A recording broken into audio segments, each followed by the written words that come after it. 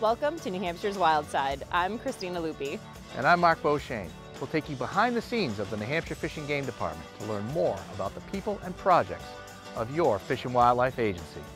We'll also give you tips and tactics that you can use to make the most out of your time in New Hampshire's woods and waters. And along the way, we'll meet real people who love life outdoors. Now, let's discover more about New Hampshire's Wild Side.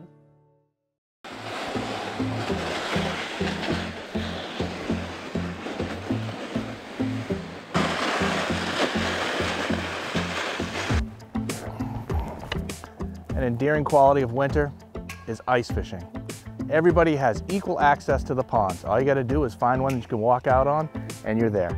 Unlike in the summer, I'd have to use a boat out here. I may not be able to get to the holes where the fish are, but in the wintertime, we're walking out.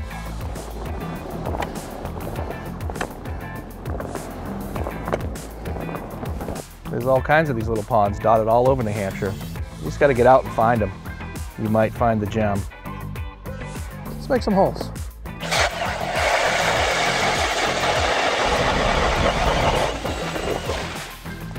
Plenty of ice.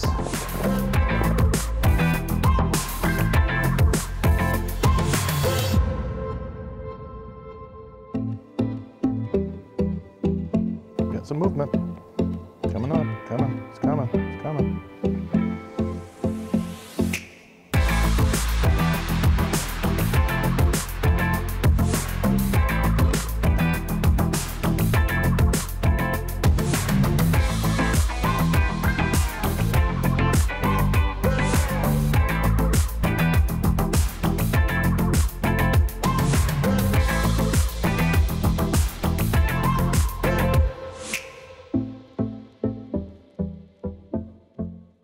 Who was there, just he's giving me another shot here. There, a little better. Bigger bluegill, look at that. I actually found this spot on Google Earth, so think about tools like that to find your next favorite spot. So I just had an idea. We've had some success on this little pond here. I've got two more close by. I think I'm gonna go give them a try. Got plenty of daylight left. That sounds like a plan. We'll hit 3 ponds in one day, see what's there. Oh, wait a minute. They all look so different. Just beautiful fish. Some access points are literally across the road. Be sure to look both ways.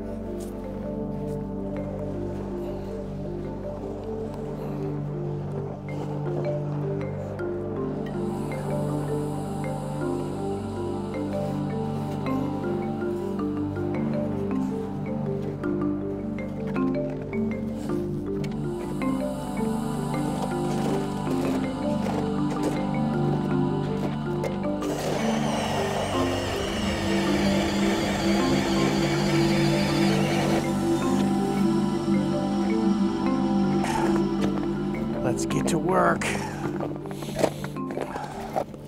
So we caught a bunch of fish in our first spot.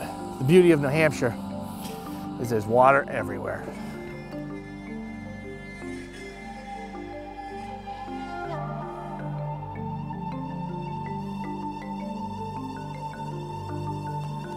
All right, let's find some water. Three cranks and it's out.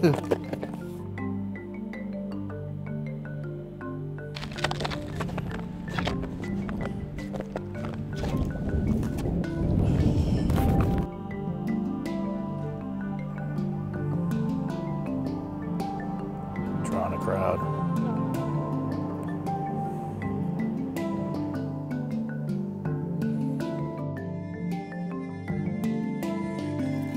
I was inspired by the first spot, but this spot, probably today isn't its day. I think I'm gonna cut my losses and hit another pond.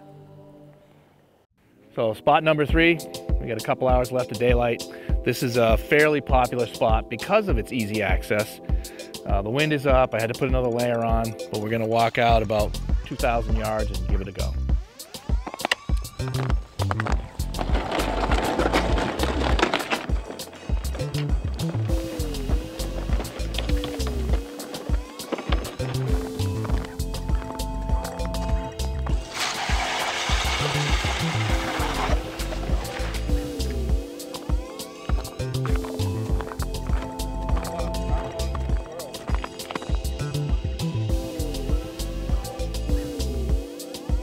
Gotta have more.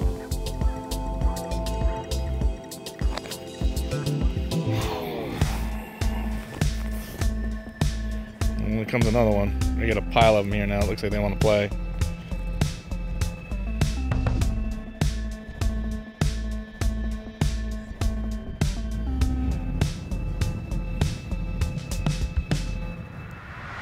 Good critters here. I'm following. Just so far though.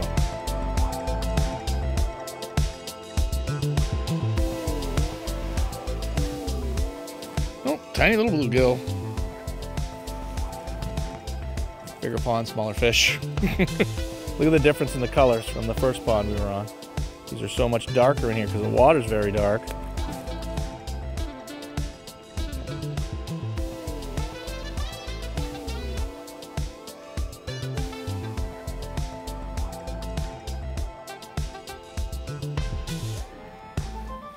Making a move.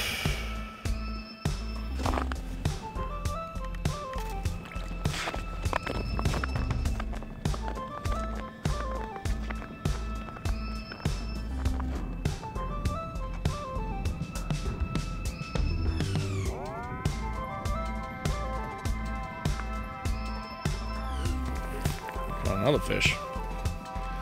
Action brings action. Oop, they're getting bigger.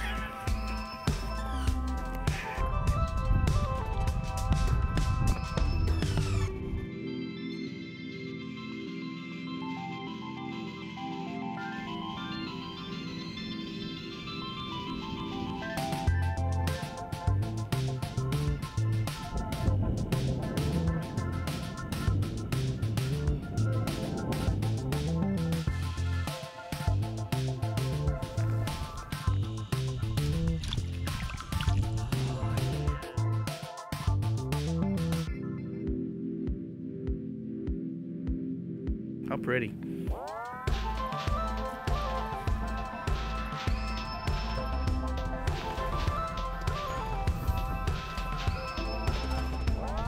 Bluegill.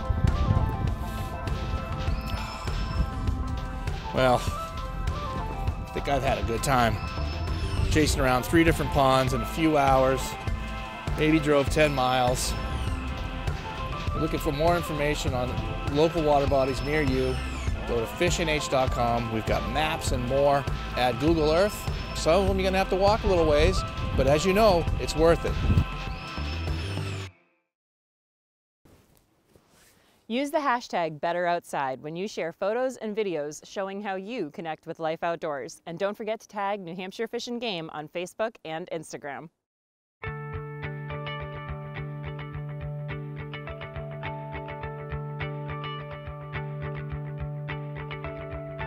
Hi, I'm Denny Corvo, New England's Wild Chef. Joining me is the host of New Hampshire Wildside, Christina Lupi. Thank you. What are we making here, Denny? Well, you know, I heard that you are quite the Italian foodie. I am. So we're gonna make a wild turkey braciole. That sounds amazing, and I'm very much looking forward to it. Awesome. So the first thing that we're gonna do is we're gonna slide across the counter here and start with a cranberry chimichurri. So if you could pour those New England cranberries into our food processor. I can. Now we're going to add some flat leaf Italian parsley. Okay. Wonderful. Let's make sure we get all that in there. Exactly. Some chopped garlic. Okay. About how much garlic is this that I'm adding A in? couple of cloves. Okay. And just because we love garlic, we'll add a little bit of garlic. roasted garlic. We'll add that little sweeter garlic, just a couple scoops of that. Can never have enough garlic. No, I would agree. We'll season it up with a little bit of my sage-mary sea salt. To pinch? Sure. Some red wine vinegar. How much red wine vinegar am I adding? Roughly about a tablespoon. Okay. Take some of my blood orange olive oil. Yeah, it's great stuff. Marries up great with the cranberry. That's great to start. We'll add more if we need to. Okay. I also have an apple balsamic. So we're gonna just add that. That gives it that little apple cranberry. Just a drizzle. Yeah. And then because we have so much savor here and we have the tartness of the cranberry, let's add a little bit of local raw honey. How much of this am I adding? That looks great. All right. So we'll just throw our cover on our food processor. We'll pulse this up and see where we're at. Looks beautiful. Oh, look at the color. That looks gorgeous. Isn't that amazing? We don't even have to use the spatula to do anything other than to taste. What do you think? Spot on. That's beautiful. Awesome. That's going to be the condiment Oh, that wow. we're going to top our turkey breageoles. That's delicious. So let's move on and let's work on moving to brining our turkey breast. Okay, I'm excited. People ask me all the time, Denny, how do you get your wild turkey breast so moist? And the answer to that is using some brine. Okay. So I have a farmhouse brine, which is one of my brines, and it has really cool things in it. So it has aromatics like citrus and rosemary and garlic oil and various types of things. So I've got about a half jar here. So I'm gonna add this half jar to our bowl. And then the next part of the method of making a brine is I've got some water boiling on the stove. I'm gonna just grab that water. And I've got about 4 cups of water, but you just use what you need, right? Okay. And then you just pour that hot water right over the top to make your brine. Now you just whisk it up, and what you're doing is you're just melting the sugars and the salts. Is it important that the water is boiling? Absolutely. That's the only way you're gonna get the sugar and salt to where it melts. Now, can you smell the aroma that's coming off that? It's an aromatic facial. Oh, I can smell the woodiness of the rosemary. And that's really gonna insert that flavor into that turkey breast. So we're gonna add enough ice cubes, in essence, really to just cool this broth down. Okay. So all you do is just whisk them in, they'll melt right into that hot water and you've got your broth. Just keep And what's the whisking it. purpose of adding the ice? It just cools the broth down because you can't use hot broth with your meat, you'll cook your meat, right? Okay. So really what you're trying to do is create this cool bath for the turkey that will ultimately brine it and bring the flavor right through. And the cool thing about this is the way that we do these, it adds the flavor in such a way that you don't just get surface flavor, it goes truly through the meat. So I'm gonna just check, and our broth is cooled down, is you just take your turkey breast, and this is a half turkey. Put it into I use freezer Ziploc bags because they're a little bit tougher. Okay. Now if you could just grab that bowl and just pour that right in here. And really what we're looking to do is just cover that right up. I want to get all of that in there. Trust me, you won't be missing anything. So I try to take a little bit of the excess air out and then I just seal it. And just for good measure, I typically will use 2 bags. So that way if you have a leak or anything like that, it just ensures that you don't in the refrigerator. So we're gonna just take this second one, seal it up, place it in the refrigerator for 24 hours. Okay. So Christina, to make our stuffing, we're heating up some oil in a pan. Can you add that pancetta? Yeah, absolutely. So pancetta is just Italian bacon. And what we're looking to do is just crisp up this bacon and render out the fat. And seeing as you're Italian, you must be very familiar with pancetta. I am very familiar with pancetta. It's so delicious. We love that. It smells so good already. Excellent. I'm always looking for new ways to cook wild game. Excellent. Looks like it's starting to crisp up pretty nice. Yep. All right. Actually, it looks like you're pretty good there. So we'll just remove the pancetta from the pan, and then we're going to add our other ingredients. So there's definitely a little smoke factor there when you're doing pancetta. Okay. Excellent. So I'm going to take that temperature down just a little bit by just adding a little bit of butter to this rendered fat. We're going to add a little sweet Vidalia onion. We're going to add a little bit of garlic and permeate a little bit. Oh my gosh, that smells so good. And all this fat and everything is flavor. So we have some beautiful fiddleheads that we picked in the wild. Let's make a stuffing out of fiddleheads. A little bit of roasted garlic to help you out here. And so I've blanched these fiddleheads ahead of time. So in essence, what I did is I took the fiddleheads, cleaned them up, and then I got a pot of boiling water going, added sea salt to that water, and then removed them from the heat and put them in an ice bath.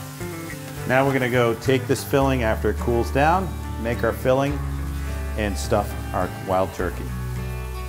So here's a turkey breast, the other half, Okay. that I brined in the same brine for 24 hours. So all we're gonna do is just take that out, and we're gonna drain off the brine. So the brine's done its job. What we're left with is this beautiful turkey breast that's fully brined. Awesome. Now we're going to take a long, thin knife here and make nice, long slices. Oh, wow. And then what we're going to do is stuff these. So just keep going with our process. This gives me some great Excellent. new ideas for turkey. Now what we're simply going to do is put our stuffing together, and that's, if you could empty the fiddleheads into the pan. Absolutely. Boy, I'd eat them just like that. The pancetta. And I have some gluten-free breadcrumbs. Okay. The whole thing? Let's start with a little bit. Let me mix them up. Tiny bit more. Really what you're trying to do is leave a little bit of that moisture of what we cooked up. Then we take our mixture. We grab a piece of wild turkey. And just try to get some of that inside. Take these and roll them. Then bring the ends up. And then we have this piece of meat. Now there's two ways to approach this. You can take toothpicks and just pin them off, or you can take kitchen twine and just cut kitchen twine, go underneath the piece of turkey, and then come around and tie it off. And this, you know, can be removed later on after you grill, because we are going to grill these. See, there's your little twist. I assume that, you know, cooking Italian with brujol, you're used to cooking it in a red sauce, right? It's true. I've never grilled the brujol before. So we're just going to get underneath it and finish that piece off. And really, like I say, either way, you know, you can pin it. I find that this method works pretty good. So I'm going to do about 3 pieces of kitchen twine, as it were. Get back underneath the center of it, go around, come down on it, nice and snug, and then tie it off. And then you have a nice little piece of brujol. So that's prep for the grill. How about you do you want to do the next one? Sure, absolutely. All right, let me just move this out. You can use a meat mallet or whatever. We're kind of going old school here. All right.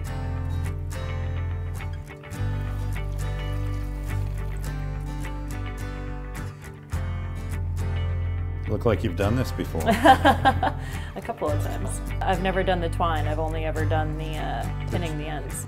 Great job. Nope. I'll give you an assist.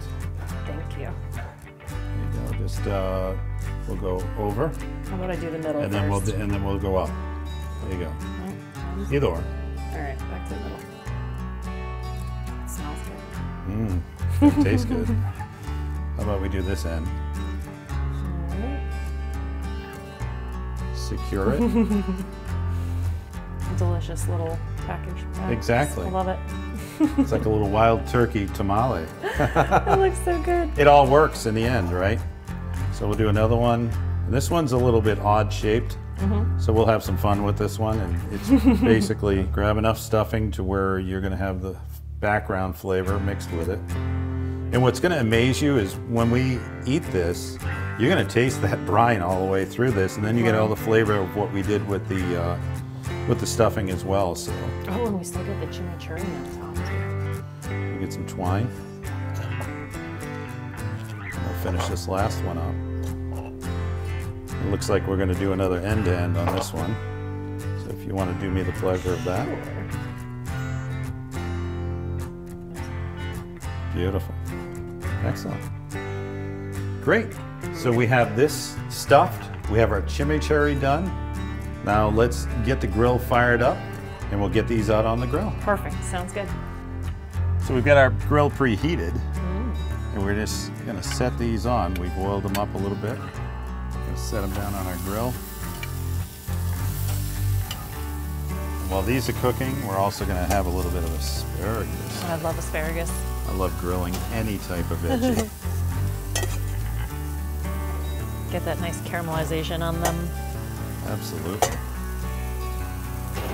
So typically what I'll do is I'll give it a minute or two, and I'll start browning all the edges of the turkey. So I'll just close it up. And now the cool thing that you don't have to worry about so much like you normally would with different types of game that you just purely putting on the grill is that these were brined. Right. So you have all that moisture that is developed with the brine turkey. So it acts a little bit differently on the grill than a typical piece of game would.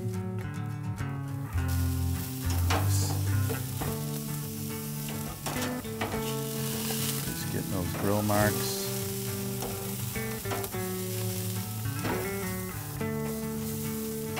Look at that, look at the stuffing. That looks so beautiful. Oh, I can't wait. That was our oddball one. I know, But and yet it looks gorgeous. It does, it does.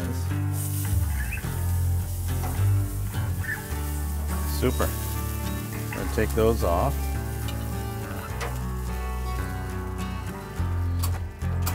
What do you say? Wanna All go right. plate up and Oh, eat? I definitely am looking forward to this. Let's do it.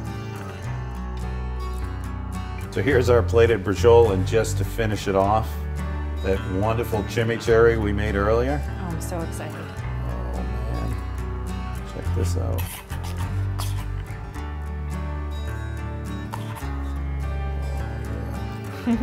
Let's grab a taste. Yes.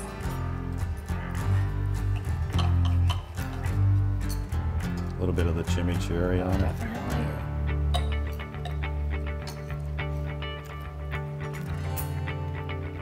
What do you think?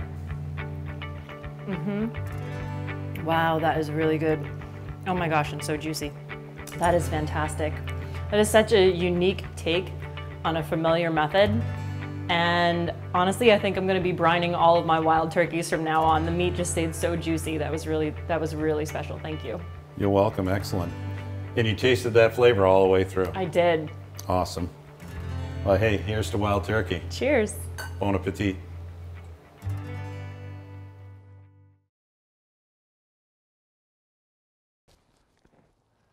With over 975 lakes and ponds to play on, it's better outside because we're here connecting you to life outdoors. Now watch this. Well, I started this turkey call in the August of 2014, and how it got started was my son-in-law Eric, who's my business partner, tried to get me to go turkey hunting ever since he married my daughter. It took him 7 years to get me out in the woods, and the only reason that was because my granddaughter was going on her first turkey hunt.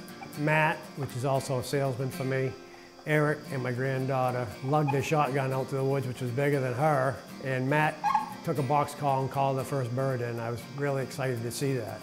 She got a shot at it. It was a small Jake, but she was happy. She was grinning from ear to ear. And on the way out, Matt mentioned about, wouldn't it be nice to be able to shoot a bird with a box call you made? Well, I didn't tell them. I went home that day, got on the internet and looked up box calls, made one during the week, and the next weekend, which was adult season, I showed them and they were totally surprised. I let Matt run the call and brought a bird in for me. Got my bird. They were so excited they wanted to come back to the shop and build their own turkey calls. Snap the side in place. I offer 4 different paddles right now and bases, and I also offer 4 different sides. A Purple Heart, purple in color. It gets darker with age. Padauk, which is a bright orange when you start, and it delves out to an orangish brownish red with age, which looks very pretty.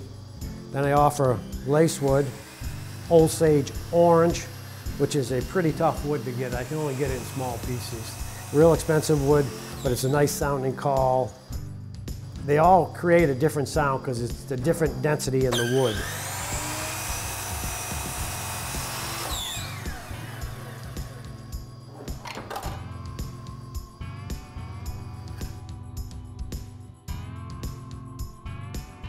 A lot of people have asked me how long it takes to make a turkey call.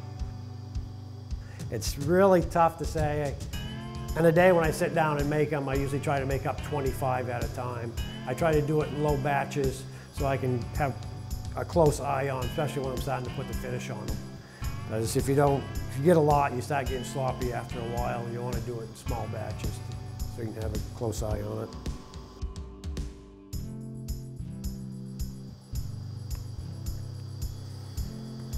Drop the other piece in, so it seats well. Clamp it. Now that's clamped up, well, I like to let them sit overnight to let the glue dry before we go to the next step.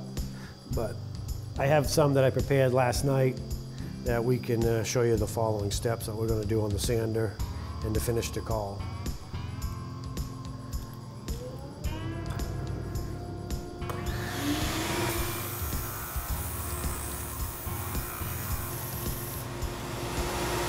Sides, I touch up, and I put a little roundness on them. After running it on the disc sander, I take a piece of sandpaper and cut the edges so it's not sharp. So when you put it in your hand, it feels comfortable. And the next step would be take some measurements to run it on the drill press. I mark it at a ½ inch in from the end for the hole. It's a good feeling when you can call a bird in with your own call.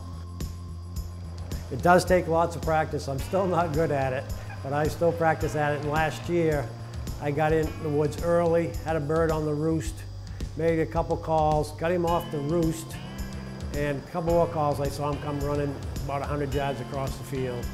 So I hit a couple cut calls, I had a decoy out, and boy, the hair on the back of my neck was standing. I was so excited to see that bird come in.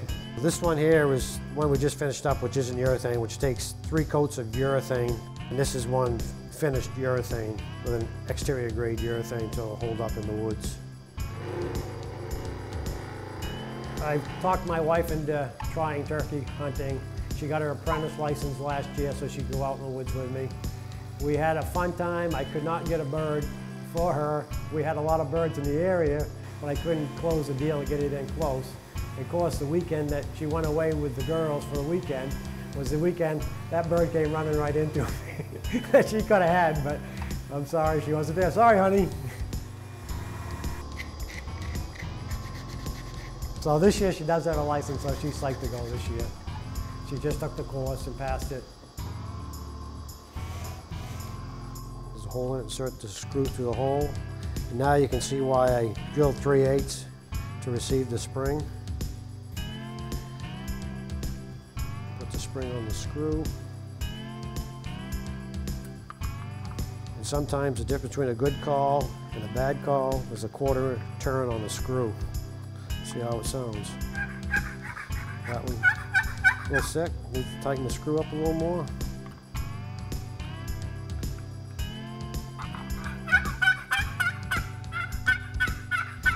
Starting to come into it. Another 1/4 turn of the screw.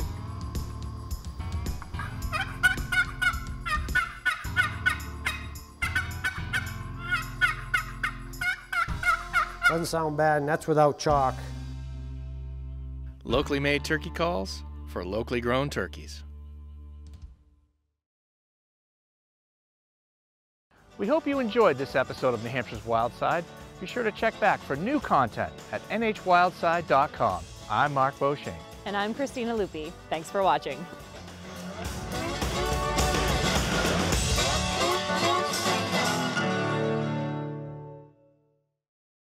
Thanks for watching. To learn more about life outdoors and New Hampshire fishing game, check out some of these videos. And be sure to subscribe.